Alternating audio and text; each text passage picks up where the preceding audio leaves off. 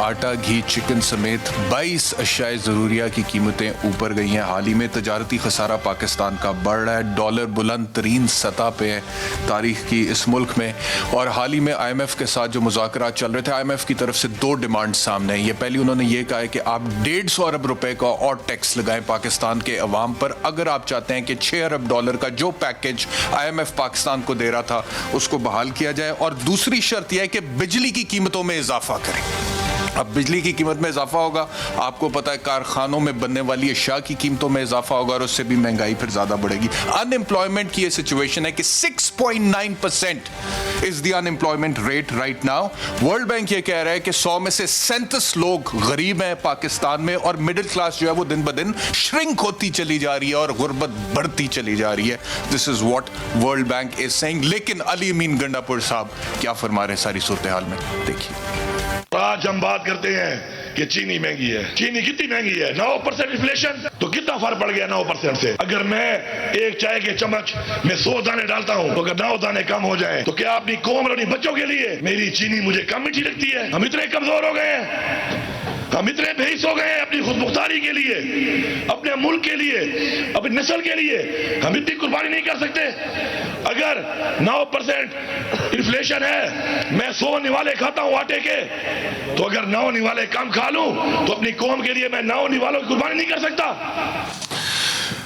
एक तो होता है ना कि कश्ती बीच मंझधार हचकोले खा रही होती है और खुदा ना खास्ता तूफान बिगड़ जाए तो उसके बाद कश्ती डूबती है। लेकिन कुछ सिचुएशंस ऐसी होती है जहाँ पे कश्ती के अंदर बैठे हुए लोग कश्ती में छेद करना शुरू कर देते हैं और उसके डूबने के ज़्यादा चांसेस हो जाते हैं। मैं फिर ये कह रहा हूँ कि मैं नियतन नहीं कह रहा अली अमीन गंडापुर साहब को वे जानबूझकर कश्ती में छेद करें कि इमरान खान साहब की नैया डूब जाए। But what kind of a statement is this? What kind of a strategy is this? What kind of a vision is this? What kind of politics is this कि पाकिस्तान में जब प्राइम मिनिस्टर साहब खुद ये फरमा चुके हैं कि 20 साल में इतनी इन्फ्लेशन नहीं हुई जितनी 1 साल में हुई है। वो और बात है कि आप उसके एक्सप्लेनेशंस और जस्टिफिकेशंस देते हैं कि जी आलमी मार्केट में महंगाई हो गई है, तेल और इजनास की कीमतों में इजाफा हो गया, इस तरह बात करें ना, उसमें भी हम बताएंगे आपको कि किस तरह आपका स्टेटमेंट दुरुस्त है या गलत है। लेकिन यहां पे तो ढटाई के साथ एक बंदा खड़ा होकर कहता है कि 9 दाने कम चीनी के डालो, 9 दाने 9 नवाले कम आटे के खाओ। अब इसमें प्रॉब्लम क्या है मैं ये बता, प्रॉब्लम ये है कि अली अमीन गंडापुर साहब, अगर तो पूरी कौम में आप यकसर ये तकसीम कर दें कि हर किसी के पास 100 नवाले हैं और फिर हर किसी को कह दें कि 100 में से 9 नवाले कम कर दो तो ठीक है, कोई प्रॉब्लम। बट यहां पर मसला ये है कि किसी के पास 100 नवाले क्या 1 लाख नवाला है, करोड़ों नवाले हैं, अरबों नवाले हैं, और किसी के पास 9 नवाले भी नहीं है। तो जिसके पास पहली 9 नवाले नहीं है उसको आप कहेंगे कि 9 नवाले कम कर दो, तो वो क्या कहेगा आपको? वो ये कहेगा जो पाकिस्तान के अवाम कह रहे हैं। वॉक्स पॉक्स हमारे पास है, सुनिए। को 5 साल पूरे कर गया ना तो बड़ी दुनिया खुशहाल हो जाएगी। इस वास्ते कि टामा बंदा रह जाना, बाकी सारे मर जाने।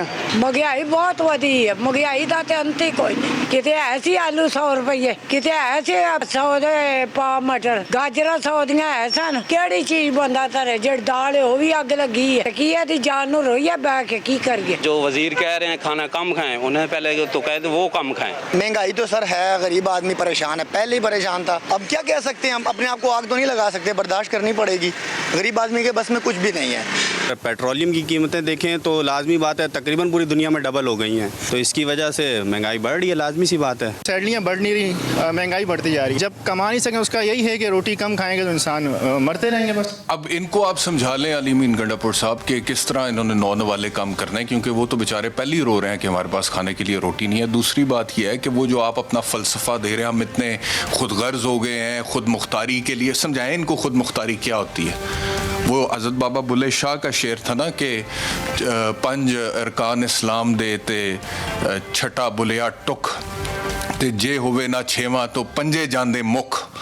तो ये चीज़ इनको समझा के देखें आप, इनको ये चीज़ समझ आती है। प्रॉब्लम ये है कि इनके पास गाड़ी नहीं है उस तरह की जिसमें ये अपने 18 साल से कम उम्र बेटे को बिठा के अपनी प्राइवेट लैंड पे, अपनी ज़मीन पे उसको ड्राइविंग सिखाए, जैसे माशाल्लाह आपके पास है। गाड़ी आपने कहा था ना, मेरी गाड़ी, मेरा बेटा, मेरी जमीन, अपनी प्राइवेट लैंड पे मैं उससे गाड़ी चलवा रहा हूं और सिखा रहा हूं, नहीं है उसके पास लाइसेंस, तो फिर कौन से याद करा देते हैं, दिखा देते हैं जैसे आप सिखा रहे थे। माशाल्लाह आप कहते हैं कि वो जो जमीन जिस पे गाड़ी सटपट दौड़ रही है, ये दूर तक स्पीड में जा रही है, वो सारी जमीन आप कहते हैं मेरी है। और प्राइवेट लैंड पे बच्चा 18 साल से कम लाइसेंस के बगैर अगर गाड़ी चलाता है तो it is not an offence. This is what you said. तो ये आपकी सिचुएशन है ना, इन बेचारों की सिचुएशन है, आपकी सिचुएशन भी दिखा देते हैं। किसी को क्या तकलीफ है, किसी को क्या प्रॉब्लम है, तो ये सबकी सिचुएशन नहीं है। तो जिसकी ये सिचुएशन नहीं है, जो अपने बच्चे को रोटी नहीं दे पा रहा, जो उसे स्कूल नहीं भेज पा रहा, जिसका बच्चा बीमार हो गया उसका अस्पताल में अच्छा इलाज नहीं कर पा रहा, उसको आपका ये आर्गुमेंट समझ नहीं आएगा।